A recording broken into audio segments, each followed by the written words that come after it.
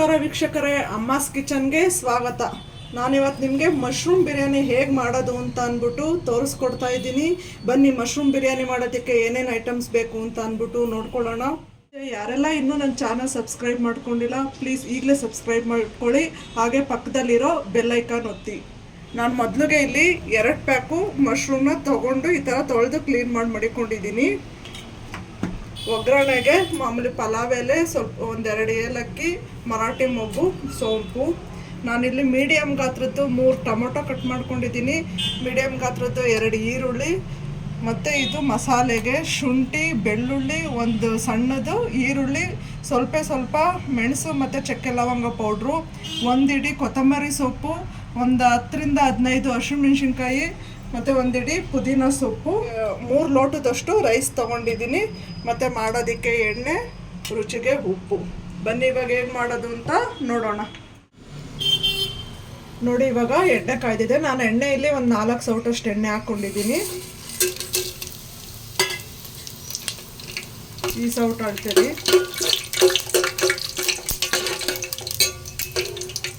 ಇದಾದ್ಮೇಲೆ ಈರುಳ್ಳಿ ಹಾಕೊಳ್ಳಿ.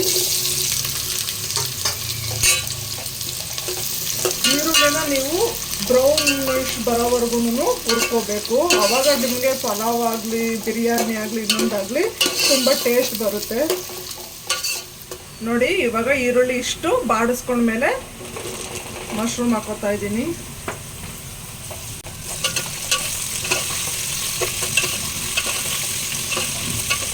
ಮಶ್ರೂಮ್ ಹಾಕಿದ್ಮೇಲೆ 1 ಚಿಕ್ಕ ಸ್ಪೂನಲ್ಲಿ ಸ್ವಲ್ಪ ಅರಿಶಿಣದ ಪೌಡ್ರ್ ಹಾಕ್ಕೊಳ್ಳಿ.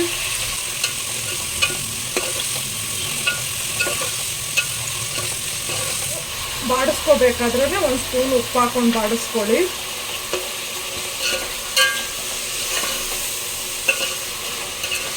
ಬೇಗ ಬೇಯುತ್ತೆ ನಿಮಗೆ ಉಪ್ಪು ಮತ್ತು ಅರಿಶಿನ ಹಾಕ್ಕೊಳ್ಳೋದ್ರಿಂದ. ನೋಡಿ, ಇವಾಗ ಮಶ್ರೂಮ್ ಈ ಥರ ಎಲ್ಲ ನೀರು ಬಿಟ್ಕೊಂಡಿದೆ. ಇವಾಗ ನಾನು ಟೊಮೊಟೊ ಹಾಕೋತಾ ಇದ್ದೀನಿ. ನೀವು ಟೊಮೊಟೊನ ರುಬ್ಬು ಸಹ ಹಾಕೋಬೋದು, ಇಲ್ಲ ಕಟ್ ಮಾಡಿ ಸಹ ಹಾಕೋಬೋದು. ನೀವು ಯಾವ ಟೊಮೊಟೊ ಯೂಸ್ ಮಾಡ್ತೀರೋ, ನೀವು ಆಪಲ್ ಟೊಮೊಟೊ ಯೂಸ್ ಮಾಡೋಂಗಿದ್ರೆ ಆಪಲ್ ಟೊಮೊಟೊನೇ ಹಾಕೋಬೋದು. ನಾನಿಲ್ಲಿ ನಾಟಿ ಟೊಮೊಟೊ ತೊಗೊಂಡಿದ್ದೀನಿ.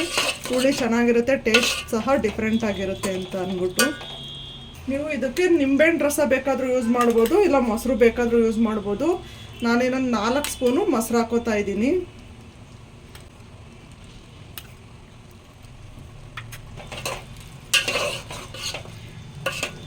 ಟೊಮೊಟೊ ಎಲ್ಲ ಸ್ವಲ್ಪ ಚೆನ್ನಾಗಿ ಬಾಡಲಿ. ಅಷ್ಟರೊಳಗಡೆ ನಾವು ಇವಾಗ ಅಕ್ಕಿನ ತೊಳ್ಕೊಳ್ಳೋಣ. ನಾನಿಲ್ಲಿ ಜೀರಾ ರೈಸ್ ತೊಗೊಂಡಿದ್ದೀನಿ. ನೀವು ಬಿರಿಯಾನಿಗೆ ಜೀರಾ ರೈಸ್ ಚೆನ್ನಾಗಿರುತ್ತೆ, ಇಲ್ಲಾಂದರೆ ಸೋನಾ ಮಸೂರಿ ಅಕ್ಕಿ ಇದ್ದರೆ ಸೋನಾ ಮಸೂರಿ ಅಕ್ಕಿನೇ ಮಾಡ್ಬೋದು. ನೀವು ಬಿರಿಯಾನಿ ಅಥವಾ ಈ ಥರ ಪಲಾವ್ ಏನಾದರೂ ಮಾಡಬೇಕಾದ್ರೆ ರೈಸ್ನ 15 ಮಿನಿಟ್ಸ್ ಮುಂಚಾಗೆ ನೆನೆಸಿಟ್ರೆ ನಿಮಗೆ ಬಿರಿಯಾನಿ ತುಂಬ ಚೆನ್ನಾಗಾಗುತ್ತೆ. ನೋಡಿ, ಇವಾಗ ಟೊಮೊಟೊ ಎಲ್ಲ ಅಷ್ಟು ಬಾಡಿಸ್ಕೊಂಡ್ಮೇಲೆ ನಾನು ರುಬ್ಬಿರೋ ಅಂತಹ ಮಸಾಲೆ ಹಾಕೋತಾ ಇದ್ದೀನಿ. ನೀವು ಆದಷ್ಟು ಕೊತ್ತಂಬರಿ ಸೊಪ್ಪು ಮತ್ತು ಪುದೀನನ ಜಾಸ್ತಿ ಹಾಕ್ಕೊಳ್ಳೋದ್ರಿಂದ ನಿಮಗೆ ಬಿರಿಯಾನಿ ಗ್ರೀನಿಶ್ ಆಗೇ ಇರುತ್ತೆ. ಹೋಟೆಲಲ್ಲಿ ಯಾವ ಥರ ಮಾಡ್ತಾರೋ ಅದೇ ಥರನೇ ಇರುತ್ತೆ.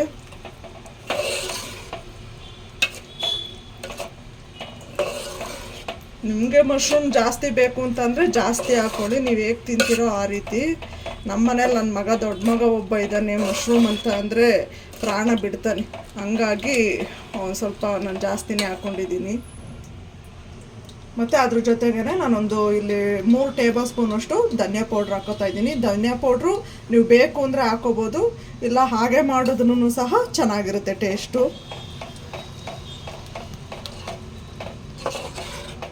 ಇವಾಗ ಮಸಾಲೆ ಎಲ್ಲ ಬೆಂದು ಈ ಥರ ಎಣ್ಣೆ ಬಿಟ್ಕೊಂಡಿದೆ. ನಾನು ಈ ಗ್ಲಾಸ್ ಅಳತೆಯಲ್ಲಿ 3 ಗ್ಲಾಸ್ ಅಕ್ಕಿ ತೊಗೊಂಡಿದ್ದೆ. ಇವಾಗ ಅದೇ ಅಳತೆಯಲ್ಲಿ 6 ಗ್ಲಾಸ್ ನೀರು ಹಾಕೋತಾ ಇದ್ದೀನಿ.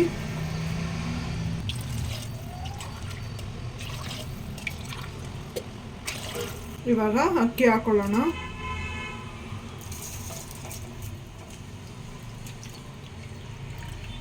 ಈಗ ನಾನು ತೋರಿಸಿರೋ ಮೆಥಡಲ್ಲೇ ನೀವು ಮಾಡಿಕೊಟ್ರೆ ಮನೇಲಿರೋರೆಲ್ಲ ತುಂಬ ಇಷ್ಟಪಟ್ಟು ತಿಂತಾರೆ.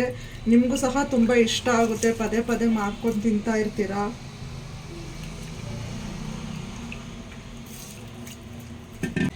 ನಾನು ಆವಾಗಲೇ ಮಶ್ರೂಮ್ನ ಸ್ವಲ್ಪ ಫ್ರೈ ಮಾಡಬೇಕಾದ್ರೆ ಉಪ್ಪು ಹಾಕಿದೆ, ಹಂಗಾಗಿ ನೋಡಿಕೊಂಡು ಉಪ್ಪು ಹಾಕೊಳ್ಳಿ ರುಚಿಗೆ ಎಷ್ಟು ಬೇಕು ಅಂತ ಅಂದ್ಬಿಟ್ಟು.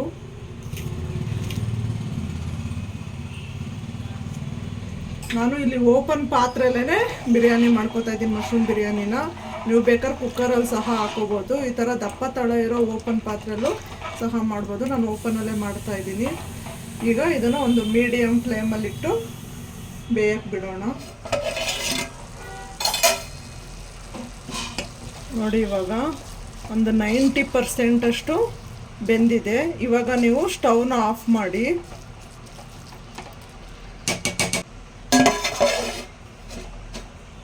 ಒಂದು 10 ಮಿನಿಟ್ಸ್ ಹಾಗೆ ಬಿಡಿ. ಆವಾಗ ನೀಟಾಗಿ ನಿಮಗೆ ಬಿರಿಯಾನಿ ಎಲ್ಲ ಹರಡ್ಕೊಂಡಿರುತ್ತೆ.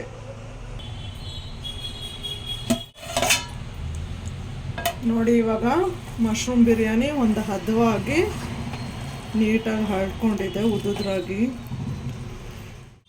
ನಾನು ತೋರಿಸಿರೋಂಥ ಮೆಥಡಲ್ಲೇ ನೀವು ಸಹ ನಿಮ್ಮ ಮನೇಲಿ ಮಾಡ್ಕೊಂಡು ನೋಡಿ ಹೇಗಿತ್ತು ಅಂತ ಅಂದ್ಬಿಟ್ಟು ನನಗೆ ಕಮೆಂಟ್ ಮಾಡೋದನ್ನ ಮರಿಬೇಡಿ. ಹಾಗೆ ಯಾರೆಲ್ಲ ಇನ್ನೂ ನನ್ನ ಚಾನಲ್ ಸಬ್ಸ್ಕ್ರೈಬ್ ಮಾಡ್ಕೊಂಡಿಲ್ಲ, ಸಬ್ಸ್ಕ್ರೈಬ್ ಮಾಡ್ಕೊಳ್ಳಿ. Thank you for watching.